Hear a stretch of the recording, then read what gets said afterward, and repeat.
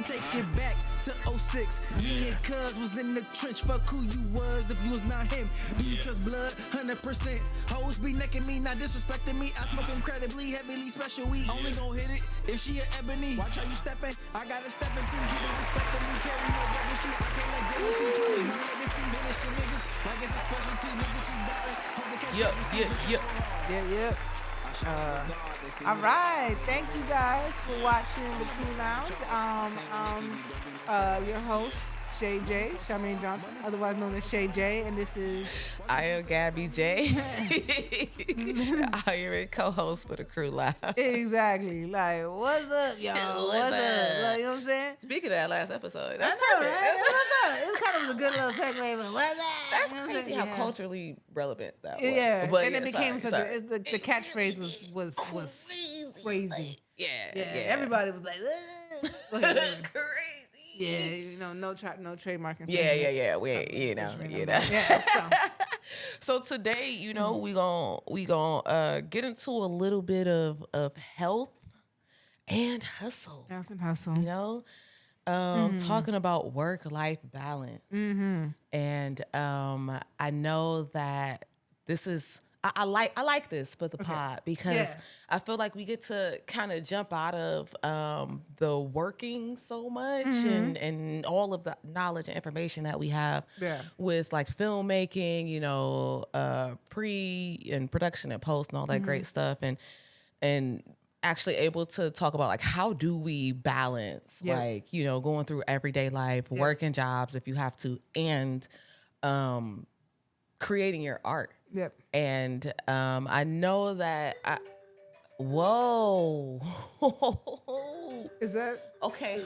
We gotta hold calling me right now.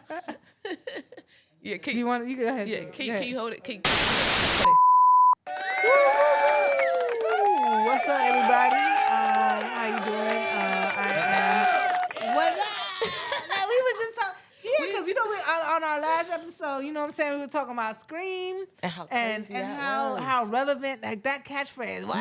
Culturally, it shook a culture. It just was that's crazy, bro. Yeah, commercials, everything, man. But no copyright infringement. You know what I'm saying? This is not our we do not own the rights to that phrase. I'm your host Shay J, and I'm your co-host Gabby J. Exactly. And we are here for another episode of the Crew Lounge. Yeah. And we got some really, really interesting things to talk about today, and I'm super excited for this episode. I'm excited to kind of step outside just a little bit of what we do as filmmakers and all the knowledge that we have from pre to production to post and distribution and all those things. Right. And actually, talk about how we balance, filmmaking or any creative endeavor with your job or your day-to-day life. For a lot of us, we are still, working artists. And I'll pause right here. You can tell? Yeah, because she got to be close.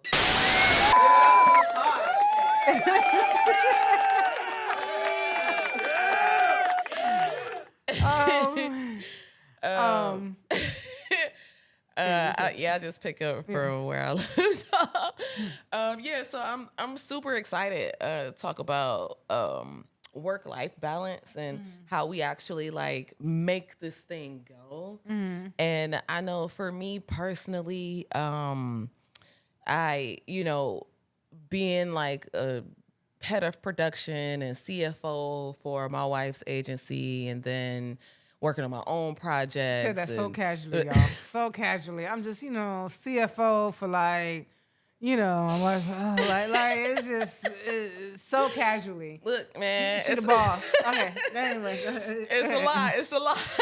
Yeah. But it's working with have my own projects and 1025 projects or any other projects that I'm working on. Yeah. In the meantime, it's a lot, man. It's a lot, and I know for me, like I get drained easily, and I need like me and my wife just did these like human design readings and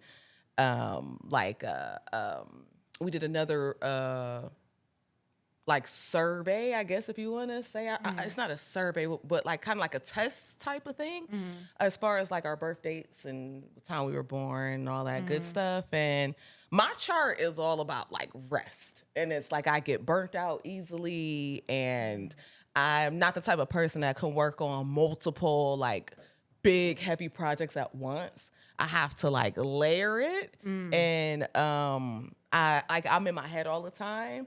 And so, like, it's really exhausting. Like, just being around a lot of people all the time, working on a lot of things all the time. It's like, my design is just a little different. But one thing that definitely helps, because I've been trying to understand, like, why can't I work like Shay, or why can't I work like Tay and just write a script in like a day and like, or a couple of that's my perception. That's my perception.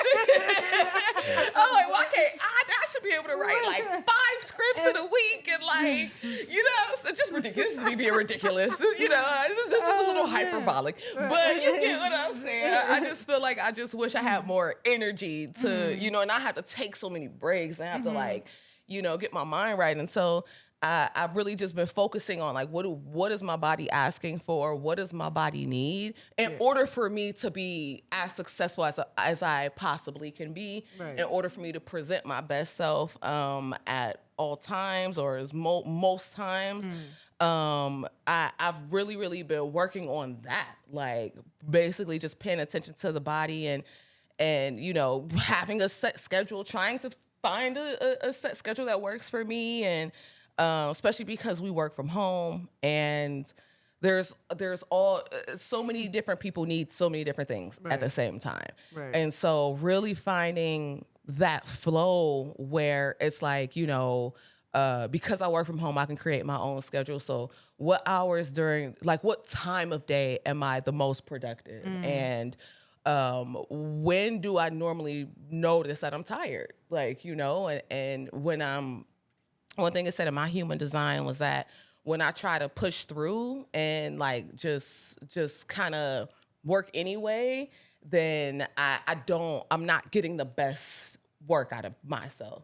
And so I'm basically producing mediocre work because the mind and the body isn't there. It's just like kind of like I'm on computer mode. And so I'm not the type of person to have typos or mistakes in my stuff. I work with numbers a lot, and you know, those things can't be wrong really. And so like if I feel like, you know, I'm just inundated with work, and now these numbers are wrong, and you know, my wife is asking me for these numbers. There are bankers that are asking me for these numbers, and it's like, well, this isn't matching that, so how do we like put these things, you know what I'm saying? Like, how do we put these together so that it is, you know? And so I noticed this year I've been very intentional with like, from, you know, 11 to 2 is work. We're just going to work on, you know, numbers. I don't, most of the time if I'm like looking at a script, work, anything creative is normally in the evening for me.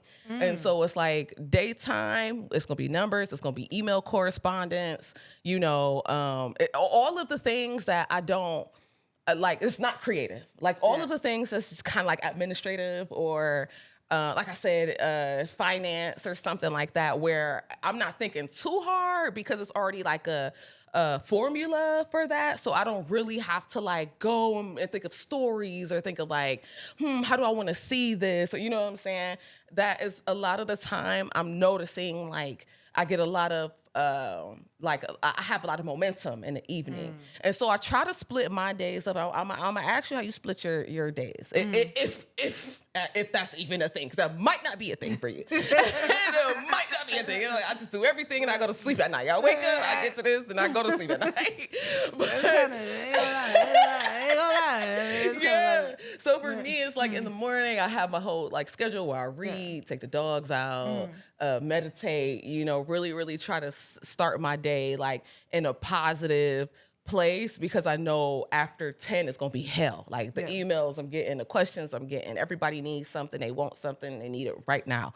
So it's like, in order for me to go in feeling good, feeling like I could really conquer the day, then I have to have 30 minutes of reading time. I have to meditate for at least 10, 15 minutes. I clearly got to make sure my dogs go out. Yeah. Like I got to walk my dogs and all this type of stuff. So that's kind of what I've been working on for 2025 for myself. Because the past few years I've just been all over the place. Yeah. And it's like I can't like make plans because it's like, well, I just get up and I just go with the day. But like I don't have a manager or somebody over me to make sure it's like get this done, get that done, get this done by the end of the week. So since I have to be that manager for myself, it's like I have to be very, very specific and particular on like when the times I'm working, when people can expect things from me. And then after I can deal with that, it's like, okay, in the evening, I take a midday break, like an hour, maybe, to just kind of reset my brain, get my brain off of numbers and get into the creative side. So like for you, I know you teach, but you're still all over the creative stuff. I mean, you have your fingerprints over. So, and it's not just writing scripts that you're doing. I know there's a number of things. You have the business going. Is it Lucky Blue Media that's doing a hell of a job. How do you deal with all of these things and find success in it? How do you do that? I feel like we're so different. Yeah. And just the way because I'm gonna be okay. So I'm gonna go way back, right? So, when I was a kid, I had ADHD, right? So at some point, you either outgrow it or you learn how to deal with it, or you learn how to manage it and everything. And I've always thought that might be one of the reasons why I multitask so well. Because even if I'm doing something, yeah, I have to have something else going. Wow. Like I can't, like unless I'm writing and I'm in a complete creative zone. Yeah. If I'm like grading papers or doing whatever, I have to be watching TV at the same time. Wow. Or listening to a podcast at the same time. Or listening to music sometimes at the same time. Like I like silence is very hard for me and it's very deafening. You know what I'm saying? In a sense, like I just and I shouldn't be that way. The only time that I feel like I really get silence is when I go to the gym, I go to the sauna and I just like that's my meditation situation. Like I do that. Like I'll like stretch and do that. So I try to keep that in terms of my. Like I do that like 3-4 times a week sometimes. That's awesome. Yeah, going to the gym and you still get your quiet time. Yeah, though. I get that's mainly the time. See, but so for those of you who don't know, I teach film. I teach writing also at the college level. College level. So I do have a 9-to-5, but I also have another business, Lucky Blue Multimedia, where we write books and write and publish books. So and I'll drop a link for that. Tap in. Yeah, so there's that. Because writing has always been, for me, writing is my first love. Okay. Nothing else. Is it also your therapy too? It's my therapy. It is my number one first love. And when I say that, I was 8. I was 8 when I realized I wanted to write and I wanted to do it for a job because an author came in to our school to do a story time. And I was just fascinated by the fact that that's a job and it's not like doctor, lawyer, whatever. I'm like, you get paid? I didn't understand. I didn't understand that. My little 8-year-old brain was like, but I was loving writing anyway at that time. So writing to me, no matter if it's a book, no matter if it's a script, that has always been not only like my therapy, but it's just been my passion. So it's like I can, that's the only thing that's really hard for me to multitask if I'm in the zone with a script is I can listen to music, but I can't do anything else. Now, if I'm grading papers or if I'm doing work stuff, answering emails, I got to be doing something else with it. I'm a natural multitasker in general, right? It's just my brain makeup. Very hard for me to just one thing at a time. Because then I get antsy. You know what I'm saying? And I get like, I need something else at the same time. I need a lot of mental stimulation. So for me, doing a lot of things does come naturally to me. You know what I'm saying? A lot of things. Doing a lot of things because not only do we have Lucky Blue Multimedia, but we have 1025 Productions, and that's where we do things like this, as well as the films, as well as writing, different TV stuff and web series stuff. And I mean, simultaneously. Like, these things are happening at the same time, like back to back to back, or it's like, these are like tears that you guys but have. a lot of times, I'll be honest with you, it doesn't always feel like work. And that's the thing. That's the gotcha right there. Yeah, there are parts of the business that I don't like, right? There are parts of the business like and which Tay, is an episode in itself. Tay and Louise will tell you in terms of my other business, I don't like the money, I don't like contracts, I don't like any of that stuff. Yeah, you know what I'm saying? I don't like doing websites and doing the whole, the GoDaddy, whatever it is. You know what I'm saying? I don't like all that stuff. You know what I'm saying? This is not me. But I can do it. It's just that's the stuff that's the stuff that I might slack on, and it might go lapse, and it might do this, and which is why obviously I have good business partners that kind of like keep on that stuff, because that's really their thing. I hate anything to do with numbers is just not my thing at all, right? Yep. But I can crank out coloring books and scripts and books and all the things that can just kind of come naturally to me. But I do have a process when I'm writing.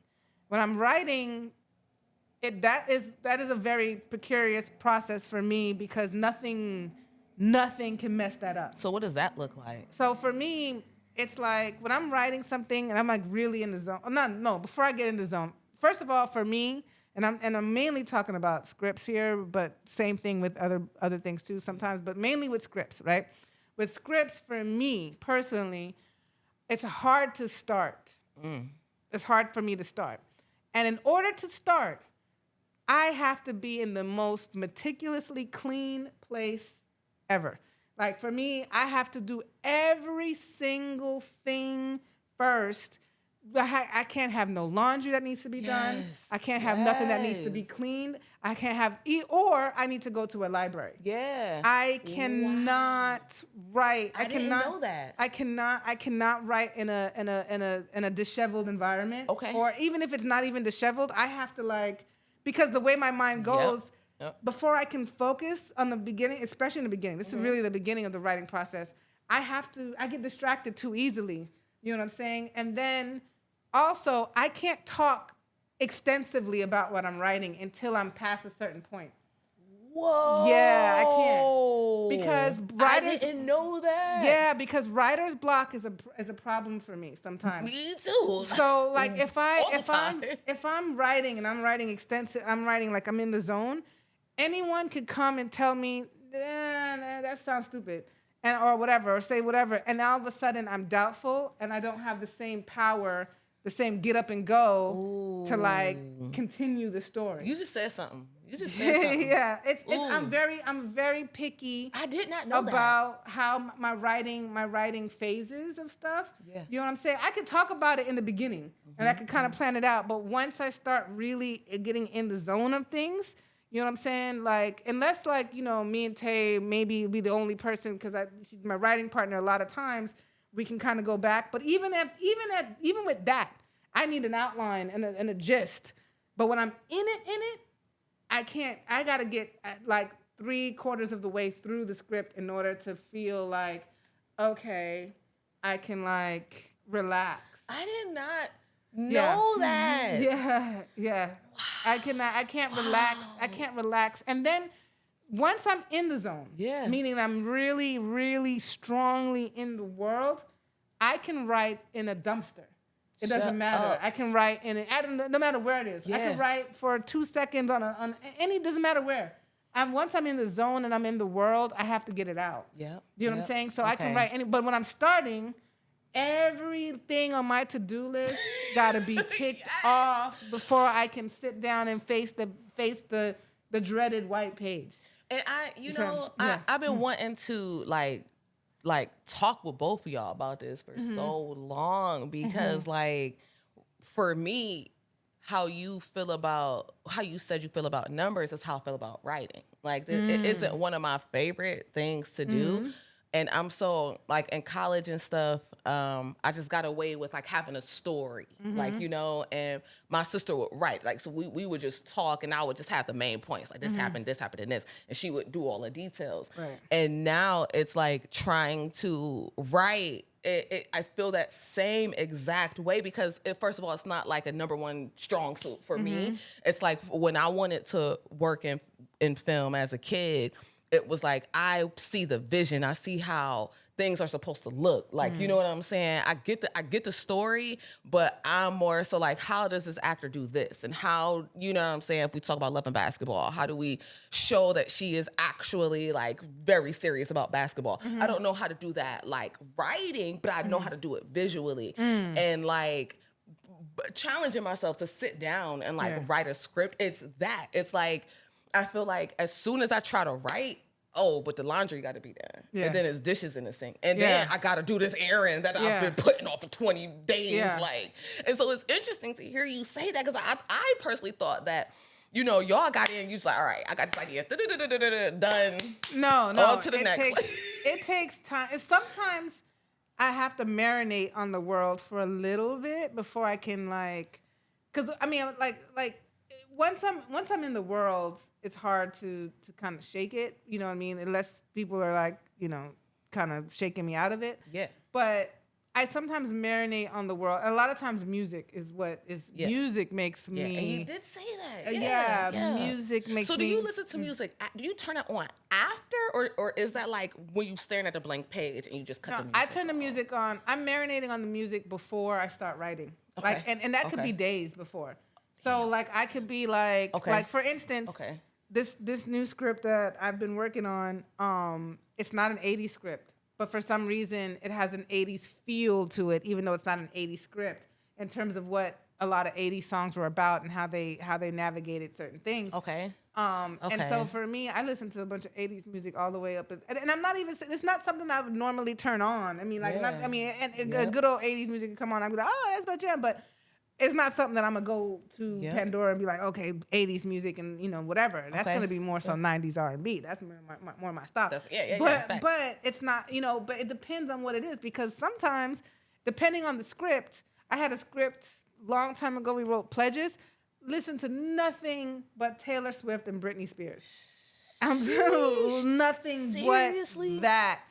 Because it was about this group of girls in college, and it was just that teeny bopper type of thing, and I just needed to live in the world of a Britney Spears or a Taylor Swift, and I'm not even a Swiftie like that. I'm not even like somebody that goes, you know what I'm saying? I'm not that, but I had to live in that world. For me, this is my process. I mean, I know everyone has a different type of process, but for me, I had to live with Britney Spears and Taylor Swift and Christina Aguilera and all the things just going through my mind in order to set me up to write in that world. Yeah. You know what I'm saying? And so when I did do it, that's interesting. Once I got it, and once I got past the first page and everything was done, the room was clean and this and that and all this, everything was just, you know, then once I got into that world and I was there, I stayed in that world for like 2, 3, 4, 5 days. I didn't come out of the room. Like, I just stayed in it. You know what I'm saying? But I will tell you, when you talked about timing, in terms of when you're creative, for me, I'm almost never creative at night. So when y'all be like, oh, we gotta meet at 8 o'clock at night, like it's 5 o'clock for y'all, 8 o'clock for me. My mind is gone because I never write at night. I don't want to say never. I almost never. There have been times. There was one time I did a script in like 48 hours, and it was a pilot, and that pilot. More about that later. That's a different Miracle Jones, but more of that later. I wrote that in 2 days. You know what I'm saying? That's crazy. And it's not usually my style. But I don't write well at night. And I don't know why. Yeah. I can't write at night. So when do you normally feel comfortable? I like to write because for me, I guess you could say like coffee is my Adderall in a sense. So when I have to start with coffee, and I have to start with like, because maybe it does a little bit different for me, but it makes me focus. It quiets me down from like, I got to do this, and this. It starts to like mentally just put me in a different zone. Doesn't maybe make me as hyper, but it makes me focus. which is weird, right? So for me, mornings are the best. Daytime is the best. Like, but night times, I'm just, I could try and I could, and not that I can't do it, right? but It's just not my go-to. Yeah. I like to get up. I like to be, but like I will literally, if I'm in the zone of a script, literally as soon as I wake up, that's the first thing I'm thinking about. So I'm going to find time to write that day. Like I can't, I'm going to make it. Okay. I'm going to make sure I write because I'm waking up in the story. Waking up in the, so that's why for me, mornings are always better because I go to sleep and I'm like, you know, sometimes I'm dreaming about the story. That's how entrenched in the story I am. And so when you have moments like that and you got to get up and go to work, like how do you work that out? I write at every downtime moment I have. Dang, okay. And I mean, and it could be 5 minutes. It could be 15 minutes. It could be 2 hours. Yeah. Whatever moment I have that's a downtime, I'm writing because even as I'm teaching, I'm still thinking about my writing. Wow. I swear. It's the weirdest thing. You know what I'm saying? And because I can go ahead and give my lecture on film and everything, and I'm literally right back to the world. You know what I'm saying? So yeah. Right. There we go. Yeah.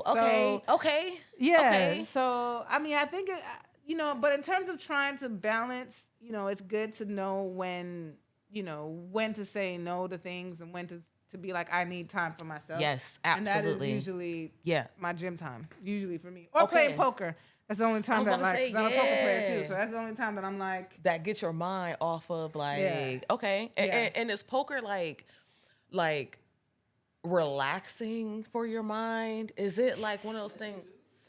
I mean, it's actually kind of stimulating more so. It's adrenaline. It's adrenaline. Okay. But it's like fun doing something else. Yep. You know what I'm saying? It's like it takes your mind off of. So would you say that's your healthy hobby that you do outside of like literally everything else that you're doing? Okay. I do it once a week, so sometimes twice. Okay. So, you know, and I'm not really gambling a lot of money. Just I'm in the league, so I'm not out there like, you know. I ain't a professional poker player, although that is my other job that I also want to add to my list. Okay. Professional poker player. I want to do that. that. You should, when I retire, that's all I want to do. I feel like that's what you should do. When I retire, you're really good at it. I just want to play poker. Like, that's it. But and write. That's it. Yeah. Because I will never get tired of that. Yeah, that's your thing. Like, and like you said, for you, it don't feel like work. Yeah. It don't feel like working, you know? Mm-hmm. And I totally agree. I think, like I said, having this conversation is so eye-opening for myself. But I think I'm more visual. And so, like, as long as I can grab my Osmo or something and just go and just get shit, like, then for me, that feels like I'm sharpening a skill, but at the same time, it doesn't feel like work. It's very, very therapeutic. And it's like, I like doing this. Like, this feels really good for me. So I guess, you know, we gonna have to connect or something about this script thing. Cause, you know, I don't mind even like just going through like, cause I know I talked to you and Tay about this and, you know, just that reminder that everybody's process and journey is different. And, you know, you have to find what works for you as a writer. And so it's I like what you said about reading, because I used to read a lot more than I do now. And I need to go back to that. I'm writing so much. Exactly. That I need to read too. So. Yeah. It's been helpful. So yeah. Absolutely. Yeah. So yeah, what you watching? I just finished not too long ago, Reasonable Doubt. I don't know if I said this on the last one. But I love that show. I liked it and I didn't like it and then I liked it again. There were parts where I was like, I think because I didn't like her as much at some point. I thought she was a little like, I'm like, why? Like the character? Or there was parts of her that made me feel like I didn't like her. I don't know. But don't you like that as a writer? Like where? Yes, kind of. But it still happened. That's why I feel like I was able to come back to it. Kind of like the whole Power and Tariq thing. It was like I couldn't stand him. You know what I'm saying? But I still watched it. You know what I'm saying? Because that's a sign of a great writer. You know what I'm saying? Shout out to Courtney Kemp. But as for me, what am I watching? that I haven't already mentioned. I know we talked about the movie, the because the Kiki and Issa Rae. yes. Was it one of them days? One of those days. All right, the Issa Rae movie, one of those days, it's a must-see. You got to see that. Absolutely. With Keke Palmer and SZA. Yeah. I that was a really, really good one. If you like Friday, you will definitely like that. Facts. You know what I'm saying? Facts. It was, you know, at first I wasn't sure. I mean, I love Issa Rae regardless. Facts. You know what I'm saying? But I was like, is it going to be too much like Friday? Is it going to be weird like that? But nah, it was great. It was, and SZA, her character. At first, I was like, I wasn't sure where she was going. But like, I got to like her character because she was such a different type of character. Yes, you know what I mean. So, and the two dynamics of Keke Palmer and SZA together, it just great character dynamics. Absolutely, and just. So much. It's a great story, it's a great man. Story. It's a great story. And it's a feel good. Yeah. It makes you feel good. And you see, like, you know, a little bit of Cat Williams here, a little bit of Vanessa Bell Calloway. You know what I'm saying? Like, you know, different things or whatever, but really good stuff. You know what I'm saying? Absolutely. Really good stuff. Like, yeah. Absolutely. So, and what are you working on? I'm working on me. That's what I'm working on, right? That's a good answer for this episode. I'm working on me. Yeah, smoke and hustle. Yeah, that's my answer for this. Okay, for this one, that's a good one. For me, I'm just gonna go back to what I was talking about with my writing process. I'm just finishing up. I'm revising a script. It's just been just. And when you gonna talk about this book, bro? Which one? The children's book that you just released. Oh yeah. Also, Grandma's House, Noah's Garden Adventure. My the nephew, artwork is dope. Yeah, my nephew is autistic, and I wanted to do something about the relationship between him and my mom. Come on now. You know what I mean? So come on, man. The link is in the Go is get down that. here in the description. I'm gonna grab it. Yeah, grab that. Grab that. Are you selling physical copies? Okay, I'm grabbing the physical copy. It's on Amazon. It's on Amazon. It's also on our website, Lucky Blue Multimedia. But thank you so much for watching. Thank you so much. Go ahead and check us out. Like, subscribe, hit that notification bell. Hit us up at 1025productioncompany@gmail.com. If you have anything, any inquiries, you want to come on, any you want to share stuff, comment, know? all of that, definitely leave a comment in the chat if you like what you see. Like us as well, and come back and watch us some more. Thank you. That was a good one. Yeah, another good one. Killing these. You can't tell me we ain't no podcast. No, exactly.